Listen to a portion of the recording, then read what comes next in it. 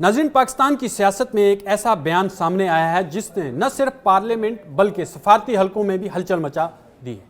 پاکستان کے وزیر دفاع نے کھل کر عام اعتراف کیا ہے کہ افغان جنگ کے دوران امریکہ نے پاکستان کو اپنے مفاد کے لیے استعمال کیا اور مقصد پورا ہونے کے بعد نظر انداز کر دیا۔ سوال یہ ہے کہ یہ بیان کیوں اہم ہے اور اس کے تاریخی پس منظر کیا ہیں اور اس کے علاقائی اثرات کیا ہو سکتے ہیں۔ میں ہوں عرفان رینا اور آپ دیکھ رہے ہیں نیوز 18 کا social media plate form. Pakistan کی جو قومی اسمبلی ہے اس میں خطاب کرتے ہوئے وزیر دفاع خواجہ آصف نے غیر معمولی سخت الفاظ استعمال کیے ہیں۔ انہوں نے کہا کہ امریکہ نے افغان جنگ کے دوران پاکستان کو اس حد تک استعمال کیا کہ مقصد پورا ہونے کے بعد وہ ٹوائلٹ پیپر سے بھی بدتر سمجھ کر الگ کر دیا۔ کہ کس طرح پاکستان کو انہوں نے استعمال کیا۔ لینڈ مارک تقریر ہے اس کی، اور وہ کس طرح ایک ٹیشو پیپر کی طرح، ٹیشو پیپر تو پھر بھی ٹوائلٹ پیپر کی طرح ہمیں چھوڑ گئی یہاں پہ۔ یہ محض ایک جذباتی جملہ نہیں تھا بلکہ پاکستان کی اسٹیبلشمنٹ کی پچھلی 4 دہائیوں کی پالیسی پر کھلی تنقید تھی۔ انہوں نے واضح طور پر کہا کہ 1999 کے بعد اور خاص طور پر 9/11 کے بعد امریکہ کے ساتھ سب بندی کرنا ایک بڑی اسٹریٹجک غلطی تھی جس کی قیمت پاکستان آج تک بدنامی، دہشت گردی، معاشی نقصان اور سماجی انتہا پسندی کی صورت میں ادا کرتا رہا ہے۔ ان کے مطابق اس فیصلے کے اثرات عارضی نہیں بلکہ نسلوں تک محسوس کیے جائیں گے۔ پس منظر کو سمجھنا ضروری ہے۔ 1980 کی دہائی میں جب سوویت یونین افغانستان میں داخل ہوا تو امریکہ نے اسے روکنے کے لیے ایک پراکسی جنگی ماڈل اپنایا۔ اس ماڈل میں فرنٹ لائن اسٹیٹ کا کردار پاکستان نے ادا کیا۔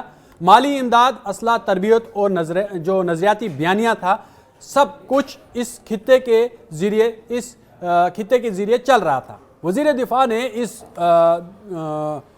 دور کا حوالہ دیتے ہوئے کہا کہ اس جنگ کو مذہبی رنگ دے کر جہاد کے طور پر پیش کیا گیا، حالانکہ اصل محرکات جو تھے وہ جیو پولیٹیکل تھے لیکن مذہبی نہیں تھے۔ انہوں نے یہ بھی اعتراف کیا کہ اس وقت تعلیمی اور سماجی بیانیہ بھی اس مقصد کے لیے ڈھالا گیا تاکہ نوجوانوں کو نظریاتی طور پر متحرک کیا جا سکے۔ ان کے مطابق اس پالیسی کے اثرات آج بھی پاکستانی معاشرے میں شدت پسندی، اسلحہ کلچر اور فکری تقسیم کی صورت میں موجود ہیں۔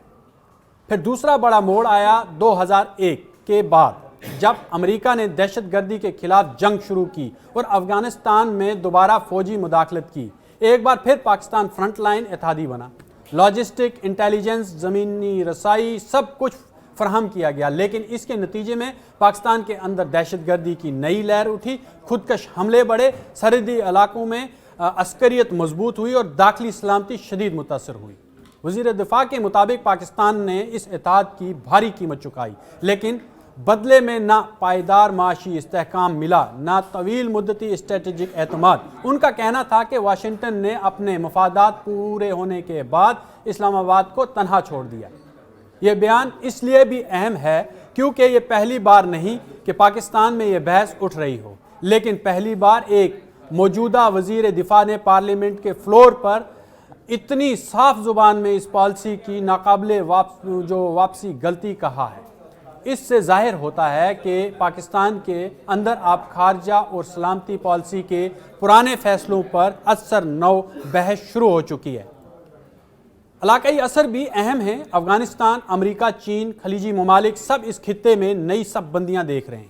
پاکستان اب توازن کی پالیسی کی بات کر رہا ہے، یعنی کسی ایک طاقت پر مکمل انحصار کے بجائے ملٹی الائنمنٹ۔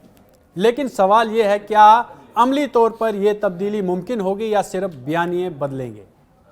امریکہ پاکستان تعلقات ہمیشہ اتار چڑھاؤ کا شکار رہے ہیں۔ سرحد جنگ، افغان جہاد، دہشت گردی کے خلاف جنگ، ہر مرحلے پر تعاون بھی ہوا ہے، بد اعتمادی بھی، لیکن وزیر دفاع کا حالیہ بیان اس طویل، پیچیدہ اور بعض اوقات متنازع تعلق کا ایک کھلا اعتراف سمجھا جا رہا ہے۔ نتیجہ کیا نکلتا ہے؟ یہ بیان صرف ماضی پر تنقید نہیں بلکہ مستقبل کے لیے وارننگ بھی ہے۔ پیغام صاف ہے، بڑی طاقتوں کے اسٹریٹجک کھیل میں شامل ہونے سے پہلے قومی قیمت کا حساب ضروری ہے، ورنہ وقتی فائدہ طویل المدتی نقصان بن جاتا ہے۔ پاکستان لگاتار جو ہے وہ بیرونی طاقتوں کا جو ہے وہ غلام ہی رہا ہے، کیونکہ امریکہ کبھی وہ امریکہ کے پالے میں رہا تو کبھی رشیا کے ساتھ انہیں تعلقات بہتر کرنے کی کوشش کی تھی، لیکن پھر سے امریکہ نے اسے اپنی گود میں بٹھا لیا، کیونکہ ہمیشہ پاکستان کو لون کی ضرورت پڑتی ہے، کیونکہ وہاں پر معاشی بحران بہت زیادہ ہے۔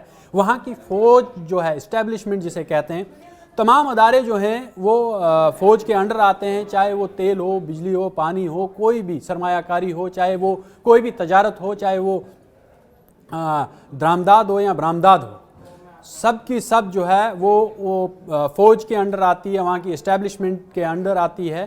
اور وہاں کی جو زمینیں ہیں جسے ہم ریئل اسٹیٹ کہتے ہیں، ریئل اسٹیٹ بھی جو ہے وہ فوج کے انڈر آتی ہے، تو پورا پاکستان جو ہے وہ فوج کی گرفت میں ہے، وہاں پر کوئی بھی کام فوج کی مداخلت کے بنا نہیں ہوتا، اس لیے وہاں پر بہت اثر و رسوخ جو ہے وہ بیرونی طاقتوں کا سب سے زیادہ ہے، کیونکہ فوج ہمیشہ وہ بیرونی طاقتوں کے اثر و رسوخ میں، خاص کر امریکہ نے اسے اپنے لیے رکھا ہے، اور وہاں پر جب خطے میں انہیں کسی بھی قسم کی فائدے کی ضرورت ہوتی ہے تو وہ پاکستانی فوج کا استعمال کرتے ہیں، چاہے وہ کہیں جنگ کی صورت میں ہو یا پھر امنی پھیلانی ہو، اس خطے میں پاکستان کا بھرپور استعمال ہوتا ہے اور اس میں پاکستان کی فوج کا اہم کردار ہوتا ہے۔